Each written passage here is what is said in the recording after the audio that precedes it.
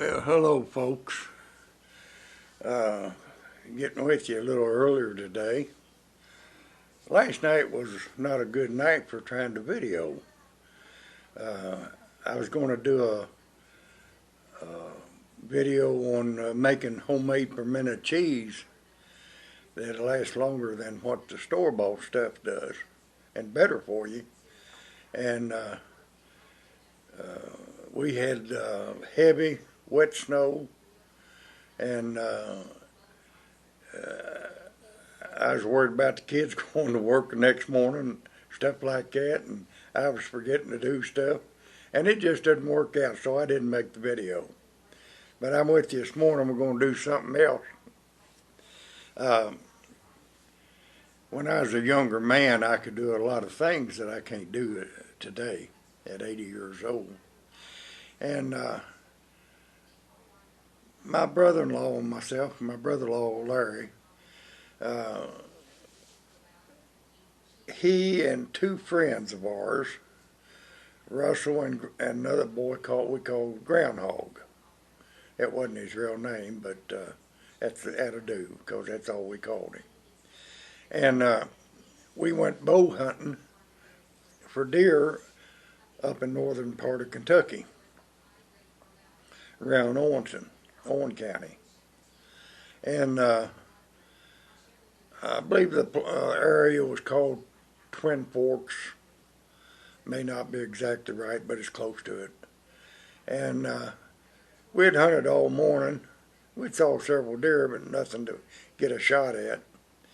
And we were sitting on a gravel road eating our dinner. And along this gravel road, there was about a 5-acre clover and alfalfa patch. Of course, alfalfa is a type of clover, but one was white clover and the other one was alfalfa. And there was a groundhog come out and was eating in the alfalfa. And we were sitting there, and I told my brother-in-law, I said, you know, Larry, I said, if everything works just right, I said, I can walk over there to where that groundhog's at and get so close to him that I could shoot him down between his shoulder blades from above him, and he'll never know it. He said, you can't do that, Raj. I said, yeah. I said, I can.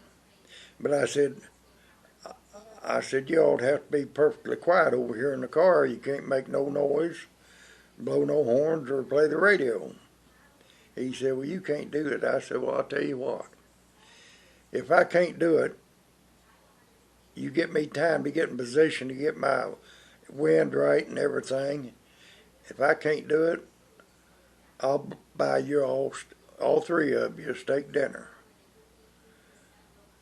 tonight at the truck stop. And I said, if I do it, you all put together your funds and buy me a steak dinner at the truck stop.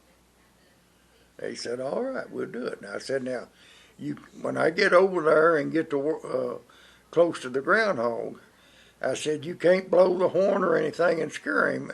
If you do, the bet's off, because I can't do it if you all do that. They said, all right.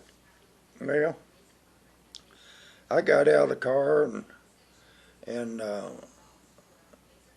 I tethered up my arrow, knocked it, and was ready to go over there.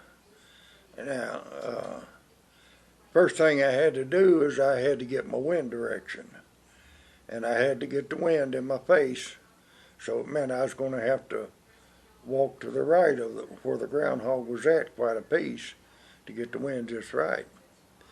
Now, when a groundhog is eating, he can hear very little. The sound of his molars are hitting together and scraping that grass and stuff gets in his ears, and he can't hear, just like a human can't. And if he's got his nose down in the grass, it's harder for him to smell. And So if you can get the wind just right in your direction and time all your steps just right, you can walk right up on that groundhog. And I walked up on many of them when I was a kid and just reach down and grab them by the back of the neck and hold them there and take them to have for supper, whatever. Young groundhog's good. A little greasy, you got to bake them a while, but they're good. And they're tender. But that's another story. Uh, I started walking over. I got over it to where the wind was just right under my face, and the groundhog straight in front of me. And I had about 75 yards to make up before I'd be in position to shoot him. And that put me about 100 yards away from the truck or car. So I commenced my walking, and I'd take about a step or two every time that groundhog would put his face down in the grass. And then I'd stop and stand dead still when he'd come up. And he'd look around, he'd chew a little bit, and then he'd go back down. I'd take a couple, sometimes 3 steps. Yeah, you had to time them out first, see how long they stayed down at a time. And so I walked my way over there, and the old groundhog, he was just in seventh heaven in that alfalfa. And he wasn't but about 4 or 5 feet from his hole. He didn't have to go far to eat. But anyhow, I kept on moving. And I was within about 10 foot of the groundhog, and I looked out. He was sitting in the car just watching. Wasn't making no noise. And so I eventually got over to where I was standing, to where the groundhog was only about a foot and a half to 2 feet away from my feet. So I got my bow in position real slow. I had to wait until he looked down into the grass, and I got my bow in position, and I was dead over his shoulder blades, and I drawed it back, and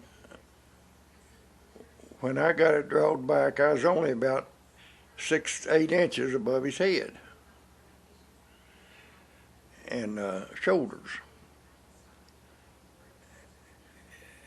All of a sudden, them boys, they seen I was going to do it, and they blowed the horn. I almost got the groundhog anyhow, but all you had to do was just one movement, and he was in the hole, because he's only about a foot and a half from it at that time. And they blowed that horn, that groundhog got away, and so it wasn't no sense messing with the groundhog anymore. They done blew the bat away. And I walked back over, and I said, boys, I said, I wasn't going to make you pay for my dinner, because I knew you didn't have the money. But I said, you could at least let me show you that I could do it. And I said, just think of the tales that you could tell about that the rest of your life. It would have been enjoyable to you. And I said, we could all had groundhog for supper tonight. Well, after they'd done that, they felt kind of bad because they didn't let me go ahead and do it. Of course, they didn't know I was going to make them. Now, they'd have made me buy their dinner, but I knowed I wasn't going to have to if they didn't blow that horn or make some noise, because I'd done that too many times. And back when I first met my brother-in-law, he was a good person. He ain't a better person in the world. Me and him been great friends for life. And